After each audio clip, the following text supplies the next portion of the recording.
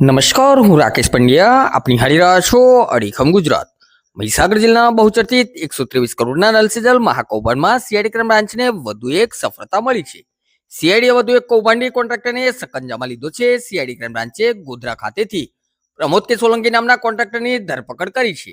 આ જ કોન્ટ્રાક્ટર છે જેણે લુણાવાડા તાલુકાના 7 ગામોમાં કામના નામે માત્ર ખોટા બિલો મૂકીને મસમોટી ગેરરીતિઓ આચરી હતી.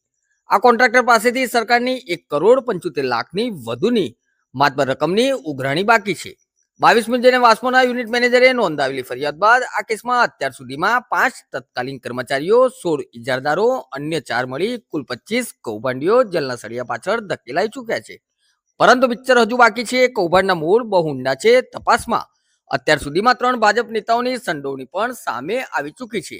જિલ્લાના 714માંથી 620 ગામોમાં ભ્રષ્ટાચાર આચરવામાં આવ્યો છે. છતાં કરોડોની રિકવરી વાળા મોટા મગરમચ્છ કોન્ટ્રાક્ટરો હજુ પણ ખુલ્લામાં ફરી રહ્યા છે, જે સીઆઈડીની કામગીરી પર અનેક સવાલો ઊભા કરે છે. કૌભાંડીઓ તો પોતાના ખિસ્સા ભરી ગયા, પણ સિસ્ટમ સામે સવાલ એ છે કે સરકાર આ જનતાના પરસેવાની કમાણી ક્યારે વસૂલશે?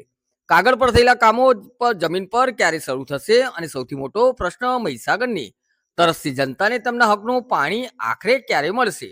જોતા રહો અડીખમ ગુજરાત. નમસ્કાર.